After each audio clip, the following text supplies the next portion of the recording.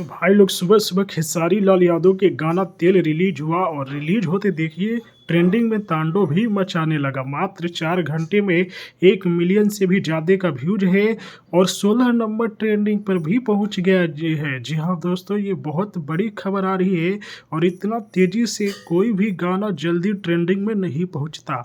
आप सबको बता दूं कि इस गाने में आप लोग खेसारी लाल यादव और यामदेव सिंह का रोमांस करते हुए वीडियो को देखेंगे और यह गाना जाड़ा स्पेशल सॉन्ग लग रहा है। जी हाँ दोस्तों, इसमें अलग अलग तरह से खेसारी लाल यादव और यामदेव सिंह को रोमांस करते हुए दिखाया गया है।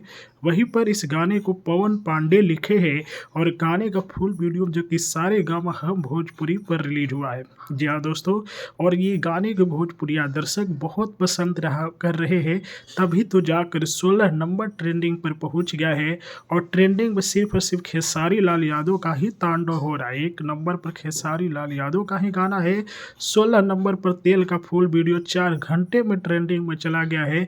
तो अब आप लोग जल्द से जल्द 1 नंबर ट्रेंडिंग पर पहुंचाइए खेसारी फैन।